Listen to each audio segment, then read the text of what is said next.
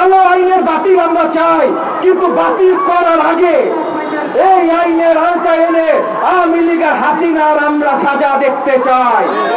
আওয়ামী লীগ বাদ দেন, এই শেখ হাসিনা যতবার সরকারে এসছে 96 সালে, 2014 সালে, 2022-23 সালে বারবার করে ভারতের সাথে ওয়াটার শেয়ারিং চুক্তি করেছে। পদ্মা নদী, ফেনী নদী, তিস্তা 100টা চুক্তি করেছে, কোন একটা চুক্তিতেও আমাদের দেশের লাভের মতো কিছু লেখা নাই। প্রত্যেকটা চুক্তিতে ভারতকে এগিয়ে দিয়েছে, বাংলাদেশকে পিছিয়ে দিয়েছে।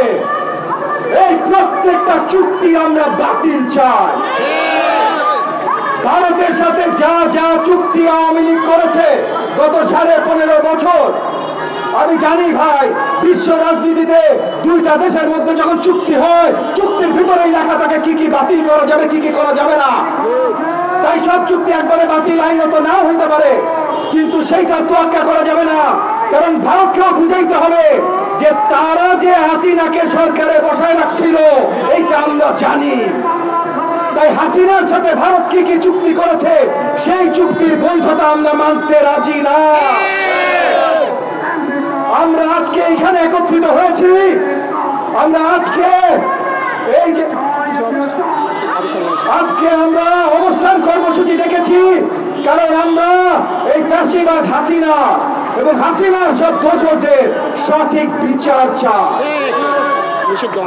প্রথমত রাজনৈতিক দল হিসাবে আওয়ামী লীগ এবং আওয়ামী লীগের যত সহযোগী এবং অঙ্গ সংগঠন আছে প্রত্যেকটাকে নিষিদ্ধ ঘোষণার দাবি জানায়। একটা কালো আইন, একটা না, অনেকগুলো কালো আইন হাসিনা সরকার করেছে। তার মধ্যে একটা কালো আইন ছিল সন্ত্রাস বিরোধী আইন 2009। এই সন্ত্রাস বিরোধী 2009 আইন একটা কালো আইন। এই কালো আইনের সাথে সংযোজন করেছে 12 সালে, 13 সালে, 14 সালে, যেখানে তারাই বলেছে এই আইনের আওতায় ফাঁসির সাজা পর্যন্ত দেয়া যাইতে পারে। এই কালো আইনের বাতিল আমরা চাই, কিন্তু বাতিল করার আগে এই আইনের আওতায় এনে আওয়ামী লীগ আর হাসিনার আমরা সাজা দেখতে চাই। আমরা 2009 সালের এই যে টেরোরিজম অ্যাক্ট যেটা করেছিল, অ্যান্টি টেরোরিজম অ্যাক্ট, এইটার আওতায় আওয়ামী লীগ এবং তার সব অঙ্গ সংগঠনকে নিষিদ্ধ ঘোষণার দাবি জানায়। প্রয়োজনে জাতীয়তাবাদী গণতান্ত্রিক আন্দোলন এনডিএম বাংলাদেশের কোর্টের কাছে যায় দাঁড়াবে, কিন্তু এইটা বাস্তবায়ন হইতে হবে।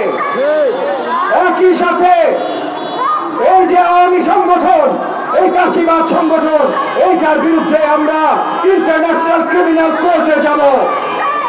ইন্টারন্যাশনাল ক্রিমিনাল কোর্ট যেই নিউরেমবার্গ প্রিন্সিপালের উপরে তৈরি, সেইটা দ্বিতীয় বিশ্বযুদ্ধের পর হিটলারের সব সহচর, নাৎসি বাহিনীর সব সহচরদের বিচারের জন্য হয়েছিল।